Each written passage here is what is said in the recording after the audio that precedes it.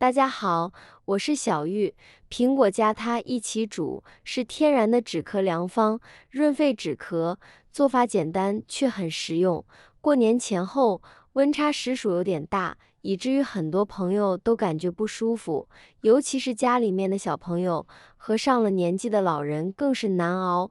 我老妈也是如此，去街上排队，人太多了，又困又乏，感觉特别累，实在排不下去了。于是转身就买了几个苹果回家。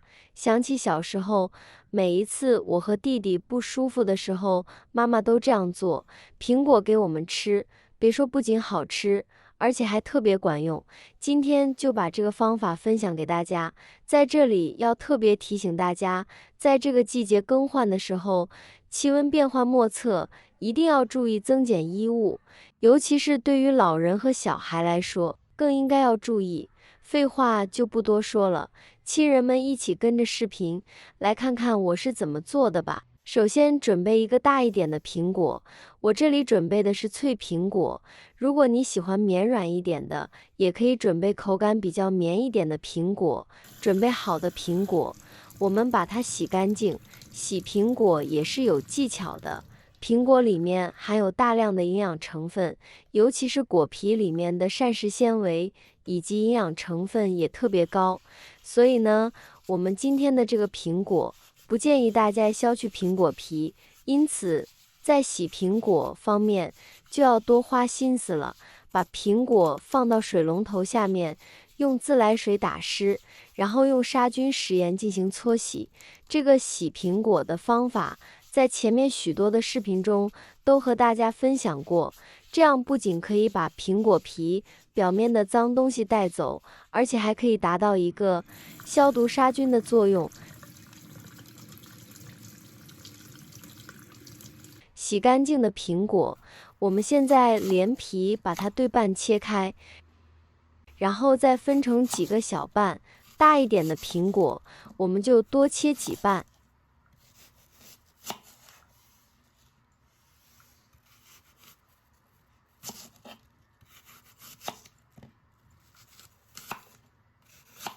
切好后，把中间的苹果核去掉。苹果核不仅口感粗糙，而且里面含有微毒，是不能吃的。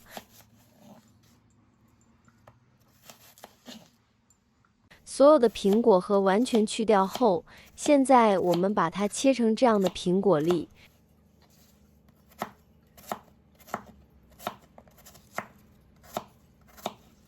然后把切好的苹果粒放进养生壶里面，没有养生壶的朋友，我们也可以把它放进砂锅里面，或者是不锈钢锅中。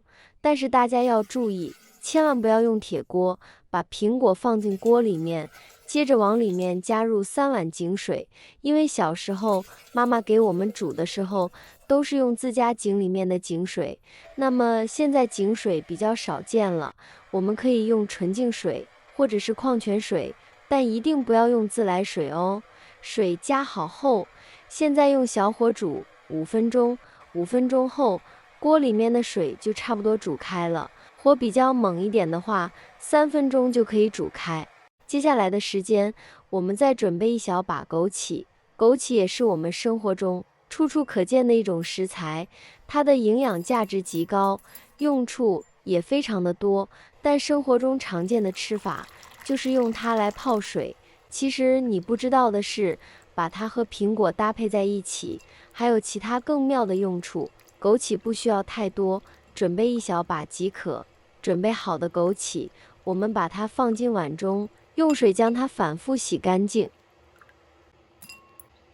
生活中的枸杞一般分为红枸杞和黑枸杞，咱们这里要用到的是红枸杞。选枸杞的时候一定不要选错了。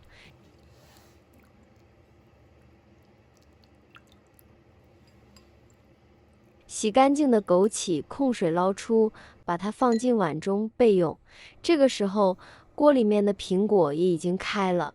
揭开锅盖后，能闻到淡淡的苹果香气。水开后，我们现在把枸杞加进来，继续用小火再煮5分钟的时间。其实，在我们的小时候，枸杞是一种比较少见的食材，尤其是在咱们南方，枸杞是比较少见的。所以说，在小时候，妈妈给我们煮苹果水的时候，很少会加枸杞。但现在我家条件不一样了，我们该加的都加一些进来。煮苹果、枸杞水的时候，我们一定要用小火慢慢的熬煮，这样才更利于里面的营养成分更充分的被煮出来。5分钟的时间到了，现在我们再往里面加入一大块老冰糖，家里面没有老冰糖的，也可以暂时用单晶冰糖代替。但家里有条件的朋友，尽量选择老冰糖，把冰糖放进锅里面，继续开小火，将冰糖煮至完全溶解。我现在每天都用心分享做菜小技巧，亲们能不能给我个免费的爱心，鼓励一下？万分感谢您了。大概用了3分钟的时间，冰糖就已经完全溶解了。这个时候我们可以看到，苹果成了这种半透明的样子，用筷子轻轻一戳的话，还是比较柔软的。而里面的枸杞也变胖了许多，像这个样子，我们就可以关火了。关火之后，把苹果枸杞水完全晾凉，晾凉后就可以开始饮用了。每一次季节变换的时候，可以多做一点，让全家人都可以饮上一些。